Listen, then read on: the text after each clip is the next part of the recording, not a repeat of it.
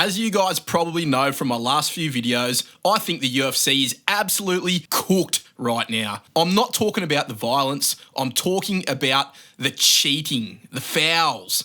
Every weekend, fights get ruined by fouls. Eye pokes, nut shots, fence grabs, back of the head shots, and somehow it's always accidental. Always, this is a warning. And always different depending on the ref, the stakes of the fight, and who's got Dana White privilege that night. And yet, nothing changes. The gloves still suck. The calls are inconsistent. Careers get derailed. Fans get robbed. So today, we're going to fix it. Foul by foul. What causes them, the iconic offenders, and one real fix, plus a completely cooked punch-ons fix for each one. I'm not here to whinge, I'm here to solve it, or at least make it funny while we try. So I opened up the unified rules of MMA and had a look through there. There's a lot in that document. I picked out every single one and had a little write-up that went into this video. Some of them I combined together or just chucked into the honourable mentions at the end. But we're going to start with the ones that are ruining cards every other week, and they are the real problems. Let's start with the biggest problem in MMA right now, eye pokes. You can train for months, eat clean, cut weight right, and then, boom, Tom Aspinall gets his retina rearranged by Ciryl Gane, or Waldo Cortez Acosta gets poked so hard that the fight turns into an eye exam. Stipe and DC, that trilogy was basically sponsored by OPSM. And Jon Jones built half his career around distance management, otherwise known as raking your opponent's eyes like a cartoon villain. It's 2025 and we still have flat gloves that basically encourage eye pokes. The UFC's talked about curved gloves. They even tested a few designs, then abandoned it because they couldn't sell them properly as merch. The real fix? Redesign the gloves, curved fingers, and penalise instantly. First eye poke, 1 point. Second, DQ. The punch-ons fix? The ref tapes your fingers into fists for the rest of the rounds. Congrats, you're boxing now. Groin shots, the great equaliser. Also known as the sack whack, the nut shot, squirrel grip, Christmas hold, and many more. Cedric's Dumas versus Zach Reese.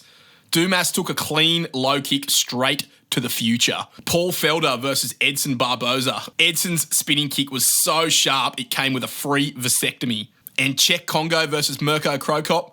2 low blows and somehow Congo still gets the win. The real fix.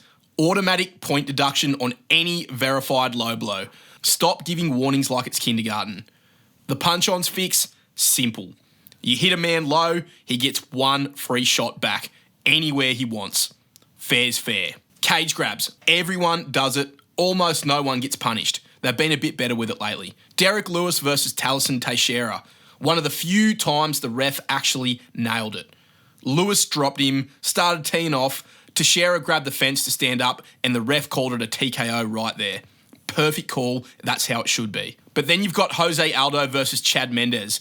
Aldo literally grabs the fence mid-slam, stays upright, and seconds later knees Mendes into another dimension. Fight-ending fence grab, 0 consequence. And Mark Hunt versus Brock Lesnar. This time it was Hunt holding on for dear life, full koala mode on the fence. The real fix? If you grab the fence to stop a takedown or change a position, your opponent gets 1 free slam from that spot. Poetic and effective. And the punch-ons fix? Replace the fence with an electric fence. Grab it once, you'll never want to grab it again. Grabbing shorts and gloves. The sneakiest foul in the book. Happens every weekend and nobody talks about it. You'll see a guy get reversed in a scramble, then suddenly he's got dominant position. Not because of his jiu-jitsu skills, because he's got a handful of venom fabric. It's one of those things refs never seem to catch clean, but it changes fights consistently. The fix? Automatic point deduction if a grab changes position. No warnings. The punch-ons fix? You get caught grabbing, you spend the next round fighting one-handed while holding a random fan's drink from the crowd. You want to hold something? Hold my beer. Shots to the back of the head. Charles Oliveira versus Michael Chandler 2. Chandler's on top, raining down hammer fists, half of them bouncing straight off the back of Charles' skull while the ref's warning him mid-swing. Ciryl Gane's had his moments too, against Derek Lewis and Tai Tuivasa. Those heavy hands just sliding down the no-go zone every time a guy turtles up. The real fix? Add a visible safety stripe. Literally mark the legal mohawk zone before the fight so everyone knows what's fair. If the refs think that maybe the back of the head's been punched, well, they can review it and they can check to see whether the hands hit that strip. Figgy's been doing this for years. The punch-ons fix, each fighter gets a line of razor-sharp nails welded down their mohawk line. You hit that zone once and you're the one bleeding. Problem solved. Grounded knees. One of the dumbest and most abused rules in the sport. You got fighters who literally drop down to one knee the moment they feel a takedown coming or the moment they feel like they're in a bad position just to make themselves grounded and untouchable. It's like activating God mode mid-fight. Then you get chaos like Petr Yan versus Aljamain Sterling. Yan knees his grounded opponent, loses his belt, and we all get a reminder of how broken this rule actually is. Real fix? Make the definition of grounded crystal clear. Any knee or hand down means grounded. And refs enforce it the same way every time. No grey area, no guessing games. The punch-ons fix?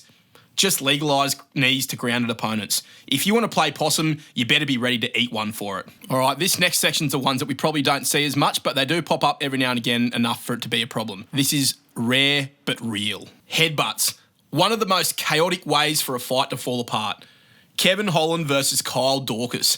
Accidental clash of heads, Holland goes limp, gets choked, and the whole thing ends in a no contest. Figueiredo versus Benavidez. Same deal. A nasty accidental headbutt opens him up before the finish even lands. And Rumble Johnson versus Alexander Gustafsson. Head-to-head collision that turned into a demolition. The problem is, half the time they're accidental, half the time they swing the fight, and nobody ever seems to know what to do about it. The real fix? Automatic instant replay whenever there's a clash of heads that changes the fight. If it leads directly to a knockdown or a finish, call it a no contest or restart the round. I think that's how they handle it at the moment, so I'm okay with that. The punch-ons fix? Make headbutts fully legal again. But only if both fighters agree to wear GoPros on their heads so we can at least watch the chaos from POV. Illegal up kicks. Paul Craig versus Rodolfo Bellato. Paul Craig lands an illegal up kick and Rodolfo Bellato pretends to be knocked out and spooked and wakes up in the corner of the cage just so he can get a no contest in a fight he was clearly losing. Juliana Pena versus Kayla Harrison. That was a pretty nasty one. Same deal. Pena lands 2 illegal up kicks, loses a point, and Kayla Harrison just keeps marching it down like nothing happened. The problem is simple, but the rules a mess. In some positions, up kicks are legal. In others, they're not. Fighters don't know. Refs hesitate, and chaos fills in the gaps. Real fix? Make up kicks legal from any position. If you can throw a knee, you should be able to throw a kick. It's cleaner, fairer, and stops half the confusion. It adds an extra element of defense from your back, and it will make people less keen to engage in wrestling, which is a good thing for the sport. But the punch-ons fix? If you land an illegal up kick, your opponent gets 1 free gutter stomp or an axe kick. Balls included. Equal rights, equal pain. Late shots or after the bell shots. Pure brain fade moments that make the sport look absolutely feral. Paul Daly versus Josh Koscheck.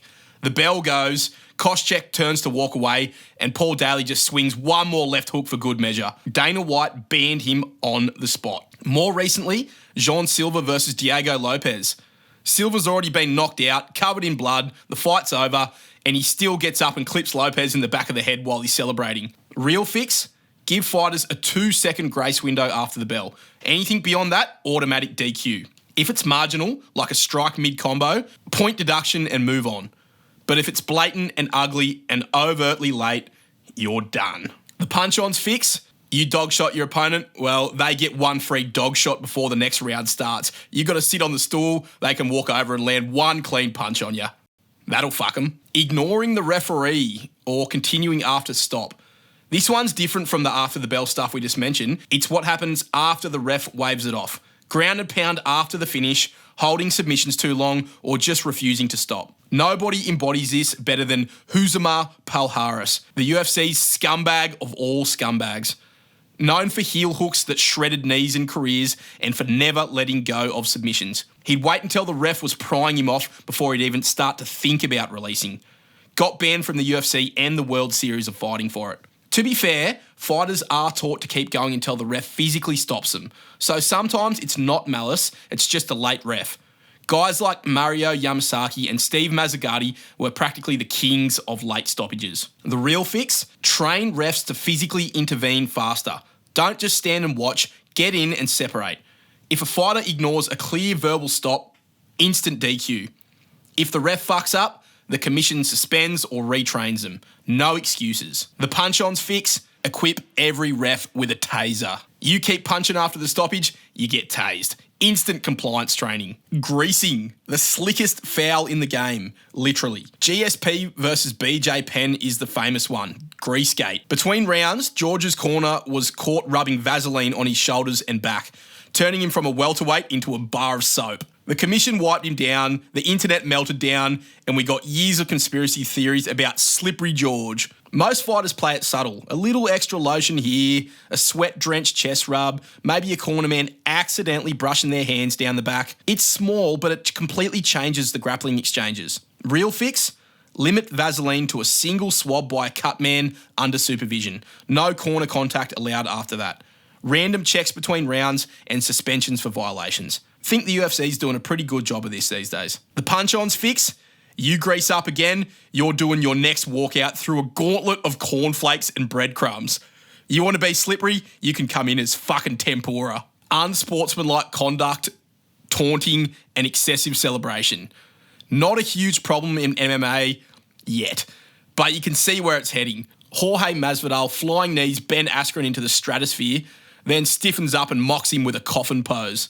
Tito Ortiz doing the gravestone dig every win. Derek Lewis ripping his shorts off mid-octagon speech. Johnny Walker busts his shoulder mid-worm celebration. Alex Pereira hitting emotes after every KO. And Drew Chapman, the bloke who front flipped off his opponent's unconscious back and got instantly DQ'd. Look, some of these moments are funny and honestly kind of fair. You win a fight in front of the world after starving for weeks and risking brain damage. Of course you're going to lose your mind for a second. This isn't fucking tennis. Adrenaline and chaos are part of the reason why people tune into this sport. But if it crosses the line, shoving refs, taunting unconscious opponents, inciting riots in the crowd, that's where it becomes a problem. Real fix? Leave it up to refs' discretion. Celebrate all you want until it turns into disrespect or danger. Cross that line and you lose points or get DQ'd. Simple. The punch-ons fix? You have to delete all your social media for a month. No Instagram clips, no Twitter highlight reels. Let's see how the content creators cope without their dopamine hits. Corner interference. It almost never happens, but when it does, it's pure chaos. The headline example here is Sean Strickland storming the cage after his teammates fight and punching his opponent. Straight up street fight in a sanctioned event. Ended with a commission suspension and Strickland looking like the world's angriest soccer dad. We also got Tim Welch getting told to shut the fuck up by the ref during Merab versus O'Malley. Herb Dean literally had to stop mid-fight to warn him for yelling instructions and trying to confuse Merab. So yeah, corner interference, it's rare, but it can be dangerous. Corners are supposed to coach, not participate. The moment they start inserting themselves physically or verbally, it's gotten out of control. Real fix? Automatic fines and cornerman suspensions for any cage entry before the fight's officially waved off. Simple. You cross the line or get involved from the corner, you sit out the next event. The punch-ons fix? I like this one a bit better. Corner versus corner, full Royal Rumble in the cage ordered by the ref. If a cornerman talks shit or jumps in early, the whole thing turns into a no-rules brawl. Both corners go at it until security drags them apart. Pure cinema. Let's see who actually deserves to be in the corner. Timidity. The rarest foul in MMA, but one that drives fans bonkers. It's when a fighter just refuses to fight or engage their opponent. You've got Rose Namajunas versus Carla Esparza, a 5-round staring contest for a world title where the only damage done was to our fucking brain cells. Then there's Asu Almabaya versus Manel Cap. Asu gets poked in the eye, panics, and literally tries to run laps around the cage before Cap chases him down and folds him. And of course, you got those BJJ guys who are usually pretty timid. The guys who pull guard and then just lay there fishing for legs, like in the Ryan Hall versus Ilya Topuria fight, where Hall spent half the fight rolling around the cage like a fucking lost beach ball. Real fix? Refs just need to enforce it. One warning, then start docking points. If a fighter's refusing to engage for an entire round, call it timidity and penalise it like any other foul. And if you ever get DQ'd for timidity, that's it. Immediate UFC release. You don't get to fight for a living if you don't actually fight. The punch-ons fix? We got to name and shame these guys. If you get called for timidity, next fight, you have to walk out in a bright pink tutu with a dummy in your mouth and a sash that says, "I'm a fucking pussy," while the arena plays a 30-second highlight reel of your timidity clips on the big screen. Okay, so you've survived the serious stuff. Let's talk about some of the feral, funny, and filthy fouls in the cage. Biting. Straight up caveman behaviour. The most famous one, Andre Lima versus Igor Severino. In the middle of a scramble, Severino literally chows down on his arm meat. Lima freaks out, the fight gets stopped, and the replay shows a perfect dental record imprinted on his bicep. Severino gets cut from the UFC on the spot. Lima gets a 50k bonus and then gets a tattoo of the bite mark that says, "I got fucking bit bonus." Iconic. It's so rare, but when it happens, it's instantly legendary. It's not even a fight foul, it's a fucking zoo incident, this. You can throw elbows, knees, punches, whatever, but the moment you start gnawing on a man mid-grapple, you've left the sport of MMA and entered the realm of wild animals. Real fix, just keep it how it is. Immediate DQ and lifetime ban from the sport, no questions asked. If you're hungry, hit the buffet, not your opponent. The punch-ons fix, anyone who bites gets fitted with a dog cone for their next fight. Full plastic lampshade around their neck, can't turn your head, can't see around corners, and every time you try and clinch, you bonk yourself on the cone. Problem solved. Spitting. The most disgusting thing you can do in the cage, well, apart from one that's coming up soon. The one that I found, which I had to do a bit of research for because not many of these have actually happened, the only thing I could really find was Cheyenne Bays versus Montserrat Ruiz. After the fight, Bays was fuming, yelling across the cage, swearing that Ruiz had spat on her. Turns out the footage showed absolutely nothing. Ruiz denied it. Bays later admitted it didn't happen. She was just being salty after losing the fight and even shouted, "I'll follow you home, bitch," mid-meltdown. Iconic scenes. Then there was the Conor McGregor incident where he was caught on camera spitting at a fan, not in the cage, but just that same feral energy we're talking about. So spitting's pretty rare, but when it happens, or even when it's accused, yeah, it's pretty hectic. The real fix, instant DQ and medical suspension for any confirmed spit. You can break bones in the cage, but don't share saliva. The punch-ons fix, if you spit on someone, they get to wipe their ass straight at your face. Bodily fluid for bodily fluid. Balance restored. Fish hooking. Straight filth. The most famous one, Michael Chandler versus Dustin Poirier. Poirier didn't blow up mid-fight, but after the bout, he called it out and the replay showed Chandler's fingers clearly in his mouth, yanking the roof of his mouth. That's not grappling, boys. That's trying to turn another fighter into a fucking puppet. The real fix?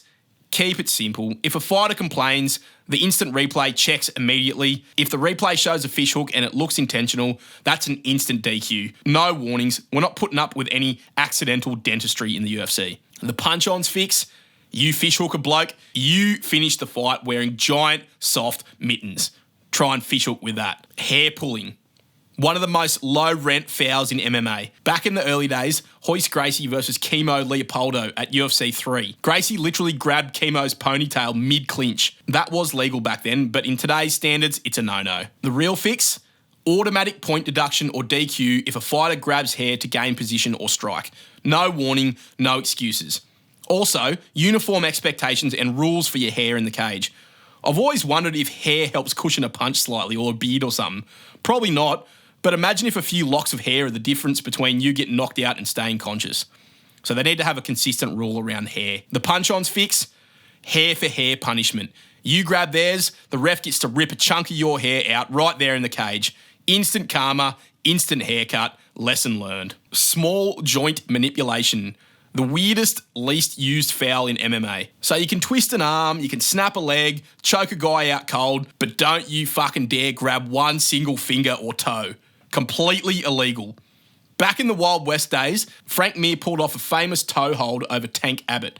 Totally legal back then, and somehow one of the nastiest looking submissions you'll ever see. These days, nobody's getting DQ'd for it. You'll see guys prying fingers off wrist or grabbing toes in scrambles, but it's more out of desperation than trying to be dirty. Still, there's a reason the rule exists. Those little joints pop like bubble wrap. Real fix?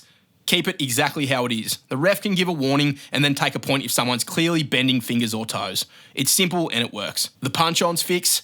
If you decide to grab a finger or a toe, well, the ref gets to zip tie your fingers or toes together for the rest of the round. Finger in the orifice. The rule nobody ever thought we'd need to write down, but here we are. So we're not talking about fish hooking here. We're talking about any orifice. And yes, that includes the ones that you think it does. There's a legendary clip floating around Reddit of this guy using what fans have dubbed the brown belt technique. Toe straight into the opponent's bumhole. He just goes exploring. Fucking horrifying. You can literally see the guy freeze and question his existence. And of course, we got to shout out Jon Jones, not in the UFC, but Australia's own pioneer of the blockafade, Jon Stoppafade. This man's entire sporting career came to an end because he just couldn't keep his fingers to himself. The real fix, it's already banned under the no inserting fingers into orifices rule, but it goes without saying, refs have to instantly DQ anyone caught doing it. No warnings. If you're probing, you're gone. The punch-on's fix. We should introduce the brown card and a live on-screen prostate exam. If you stick your finger up someone's orifice, the ref whips out the brown card, the fight stops immediately, a doctor walks in with a glove, and the whole crowd gets to watch your colonoscopy live on the big screen. I think you've already publicly humiliated yourself by sticking your finger up some bloke's ass, but hey, have a bit more humiliation. Although maybe some of these guys would like that. Now we're going into some of the outlawed pride era kind of rule violations. Soccer kicks.